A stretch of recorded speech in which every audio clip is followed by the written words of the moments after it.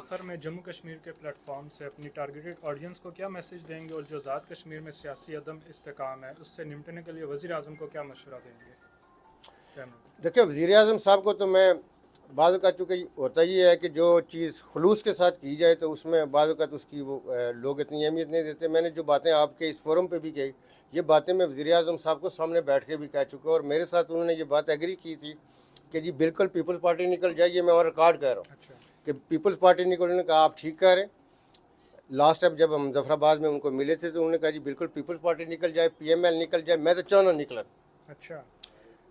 अब ये है कि ये चीज़, अब मैं ये समझता हूँ कि 1.5 साल उनका गुजर सकता है जिसमें आज़ाद कश्मीर में प्रॉपर तरीक़ाकार शुरू हो जाए, और उसमें आइंदा के लिए ये है कि हम 1.5 साल बाद जो आज़ाद कश्मीर का इलेक्शन है, आपके प्रोग्राम से एक मैं अपने तौर पे, मेरे जैसे जो सियासी आदमी है, मैं अपनी एक गेस्ट ये कह रहा हूँ कि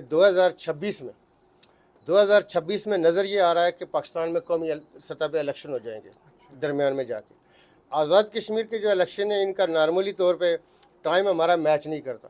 तो आज़ाद कश्मीर में भी अगर हम ये करें तो हमारे इलेक्शन जो हैं जब पूरे कौमी लेवल पे होंगे, तो जो हमारी माजरीन की 10-12 सीटों में अक्सर आज़ाद कश्मीर में हमें कंप्रोमाइज़ करना पड़ता है, चूँकि जो पंजाब में ज़्यादा सीटें हैं हमारी, तो जो रूलिंग पार्टी होती है पंजाब में, तो वो उसका वेट डलवा देती है इन हमारी जो रेफ्यूजीज़ वाली सीटें।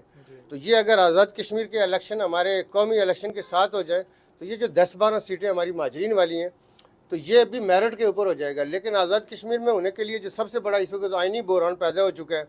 हर आदमी जो सियासत के ऊपर नज़र रखता है, जी शऊर है, वो सवाल करता है कि जी इलेक्शन कमिश्नर को क्यों नहीं तैनात कर रहे। अब 13-14 जनवरी को मैं ये समझता हूँ कि जो इलेक्शन कमिश्नर की जो रिटायरमेंट हो गई थी, तो अभी फौरी तौर पे नए इलेक्शन कमिश्नर की तैनाती होनी चाहिए थी। और ये भी एक नया बहरान, चूँकि अनवारुल हक साहब बहरान पैदा करके वो इससे खेलते हैं, और फिर लोगों का जब सब्र का पैमाना लबरेज हो जाए तो फिर नई कोई कहानी खुलती है।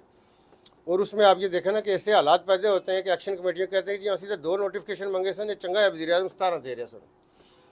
तो उसमें यह है कि आप कोई किसी खाते में चीज़ डालें, कोई किसी खाते में जी चीज़ उन्होंने नहीं मंगी, जी तुम खुद भी करनी सी, वही उस दो खाते में पा लो। अब ये कहेंगे कि जी इलेक्शन कमिश्नर भी हमने उनकी बुनियाद पर तैनात करना, चूँकि वैसे नहीं करना।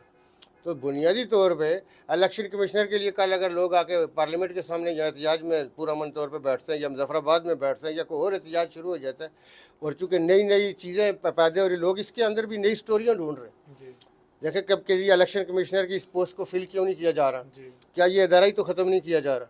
तो इस किस्म के लोग हमसे डेली सवाल करते हैं कि जी ये ख़त्म हो रहा है, जिस तरह पहले हंसी आखने से कि पिंडी नाल मिलाया जा रहा है, फलाना एबटाबाद में। मैं अक्सर ये कहता हूँ ये रियासत है, ये रियासत 24 करोड़ के दिलों में बसती है, इस पर कोई कंप्रोमाइज़ नहीं करता। मैंने पूरे मुल्क में रह के ये देखा है, जिस जगह पे आप जाके कहते हैं मैं आज़ाद कश्मीर का रहने वाला हूँ, आपको लोग गले लगाते हैं, आपसे मोहब्बत करते हैं। अभी मैं जिस जगह पे भी जाता हूँ, पंजाब में, KP में मुझे जाने का इत्फाक हुआ, भूटान हूँ, पंजाब के रहने वाले वो कहते हैं जी आज़ाद कश्मीर को क्या हो गया, चूँकि कश्मीर के नाम के साथ मोहब्बत है। उनको पता है कश्मीरी मजलूम है, ये जुल्म सह रहे हैं, इनके ये हिंदुस्तान की बर्बरियत फेस करते हैं।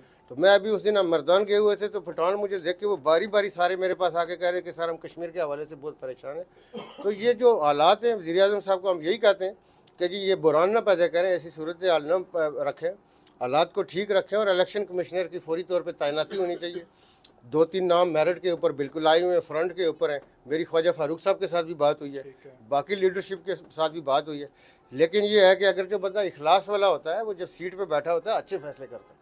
हमने जब सीट पे थे, हम बैठे थे, हमने अच्छे फैसले किए। लेकिन इन वज़ीर आज़म साहब का हाल क्या है कि जब वो हमारे साथ बैठते हैं, ये भी रिकॉर्ड पे, ये आपका क्लिप जाएगा, ठीक, वो मुझे कहते तू भी साबिक वज़ीर आज़म, मैं भी साबिक वज़ीर आज़म। मैंने कई दफ़ा कहा हुजूर आप साबिक अभी नहीं हुए, कहते नहीं मैं साबिक ही समझ लो। तो बस टाइटल लगना चाहिए, बस टाइटल निकालनी है। बस आप अगर साबिक का लेके जीते रहेंगे तो कोई कल आपका याद तो करे ना कि जी आप साबिक हुए थे। तो जब साबिक होने से पहले मैं किसी जगह पे क्या, तो उन्होंने कहा जी आज़ाद कश्मीर के जो है ना साबिक वज़ीर आज़म रहे। नहीं कहा, मैंने कहा जी मैं वज़ीर आज़म रहा हूँ, साबिक अब हूँ, ये साबिक रहा नहीं हो, उस वक्त था, अभी साबिक हो। अनवारुल हक साहब अभी से ये कहते हैं, मुझे कहते हैं जी सरदार साहब तुसी भी साबिक ही हो, मैं भी साबिक वज़ीर आज़म। मैंने कहा जी इस तरह नहीं होता। तो वो ये इलेक्शन कमिश्नर की तैनाती होनी चाहिए। तो हमारे पास 1.5 साल है, और पीपल्स पार्टी को भी ना ख़राब करें। देखिए जो कौमी पार्टियाँ होती हैं ना, उनको देखिए, मुझे ये है कि मैं अपनी सियासत करूँ, लेकिन दूसरी सियासत को ख़त्म नहीं कर सकता। दूसरे सियासी कदावर आदमी का अगर कोई सियासी घराना है तो उसकी इज़्ज़त करना मेरा फ़र्ज़ है। मैं ये कहूँ कि मैं इस सियासी खानवादे को ऐसी तैसी कर दूंगा, ये नहीं होता। माशरा इससे नहीं चलता। उस सियासी घराने के साथ हज़ारों दुनिया जुड़ी होती है। तो उसमें यह है कि वो सियासी तमाम घरानों को बेतौकीर करें पार्टियों को, तो पीपल्स पार्टी का भी नुकसान हो रहा है, PMLN का भी हो रहा है। दूसरी जो हमारी पार्टी मुस्लिम कॉन्फ्रेंस को भी नुकसान हुआ है, जम्मू कश्मीर पीपल्स पार्टी को भी नुकसान हुआ है, जो कि हुकूमती ट्राई और बेंचों के साथ अटैच होने से इन लोगों को नुकसान हो रहा है। सियासत रहनी चाहिए, सियासी जमातें रहनी चाहिए।